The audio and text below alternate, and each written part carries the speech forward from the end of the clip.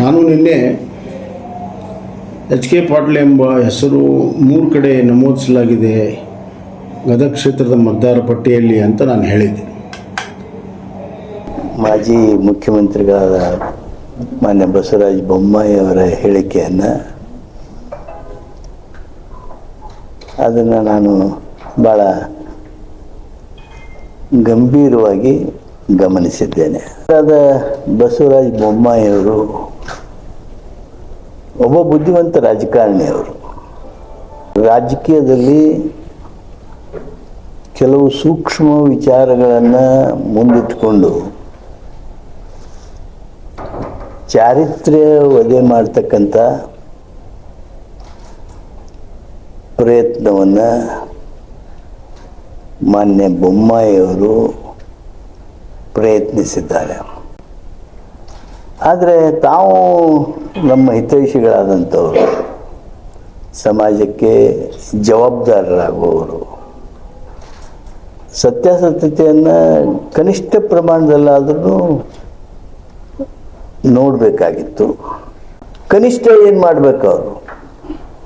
My call to mister Basavaraj Bommai, the honourable former chief minister of Karnataka, ನೀವು ನಿಮ್ಮ ಗೌರವವನ್ನು ಉಳಿಸ್ಕೋಬೇಕು ಅಂದರೆ ಏನು ನಮ್ಮ ಗದಗಿನವ್ರಿಗೆ, ಗದಗಿನ ಶಾಸಕರನ್ನು ನೀವು ಏನೋ ಚಿತ್ರಿಸಬೇಕು ಅಂತ ಪ್ರಯತ್ನ ಮಾಡಿ ಇವತ್ತು ವಿಫಲರಾಗಿದ್ದೀರಿ. ನೀವು ನಮ್ಮ ಗದಗಿನ ಜನರನ್ನು, ಕರ್ನಾಟಕದ ಜನತೆಯನ್ನು ಈ ಸುಳ್ಳು ಹೇಳಿದೆ ನಾನು ಅಂಥೇಳಿ ಕ್ಷಮೆ ಕೇಳಬೇಕು. If you are a true gentleman, you will have to apologize to people of Karnataka immediately. ಅದನ್ನು ನೀವು ಮಾಡಬೇಕು ಅಂತ ನಾನು ನಿರೀಕ್ಷೆ ಅಪೇಕ್ಷೆ ಮಾಡೋನೆ. ಇದ್ದರೆ ಅದನ್ನು ಪರಿಷ್ಕರಣೆ ಮಾಡೋ ಸಂದರ್ಭದಲ್ಲಿ ಪರಿಶೀಲಿಸಬೇಕು ಅನ್ನುವಂಥ ಮಾತನ್ನು ಹೇಳಿದ್ದೆ. ಅದೇ ರೀತಿ ಗದಗಿನಲ್ಲಿ ಈ ಥರದ 3,000 ಹೆಸರುಗಳು 2 ಅಥವಾ 3 ಅಥವಾ 4 ಕಡೆ ಇದೆ ಅನ್ನುವಂಥದ್ದನ್ನು ಕೂಡ ನಾವು ಹೇಳಿದ್ವಿ.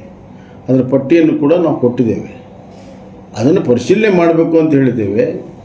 ಇವತ್ತು ನಾನು ಎಚ್ ಕೆ ಪಾಟೀಲ್ ಪ್ರತಿಕ್ರಿಯೆಯನ್ನು ನೋಡಿದೆ. ನಾವೇನೋ ಕೀಳು ಮಟ್ಟದ ರಾಜಕಾರಣ ಅಂತ ಎಲ್ಲ ವಿಚಾರಗಳನ್ನು ಹೇಳಿದ್ದಾರೆ.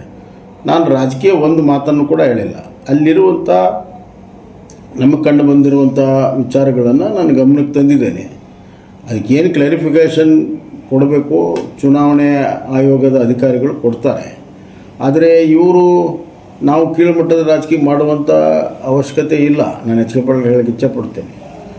ತಮ್ಮ ಮೇಲೆ ನಾವು ಯಾವುದೂ ಆಪಾದನೆ ಮಾಡಿಲ್ಲ. ಆದರೆ ತಮ್ಮ ಬಗ್ಗೆ ಮಾತನಾಡಿದ್ರೇ ಒಂದು ಕೀಳುಮಟ್ಟದ ರಾಜಕೀಯ ಅಂತ ಅನ್ನುವಂಥ ಅವ್ರ ಮಾತು ಅದು ಸರಿಯಲ್ಲ, ಸಮಂಜಸ ಅಲ್ಲ. ಅದನ್ನು ಹಿಂತಕ್ಕೋಬೇಕು. ಅವರು ಯಾವುದಾದ್ರೂ ಒಂದು ಈಗ ಮ್ಯಾಪಿಂಗ್ ಮಾಡಿದ ಮೇಲೆ ಇಷ್ಟೆಲ್ಲ ನ್ಯೂನತೆಗಳು ಬಂದಾಗ ಅದನ್ನು ಹೇಳುವಂಥದ್ದು ಜನಪ್ರತಿನಿಧಿಯಾಗಿ ನನ್ನ ಕರ್ತವ್ಯ. ನಾನು ಕರ್ತವ್ಯವನ್ನು ಮಾಡಿದ್ದೇನೆ.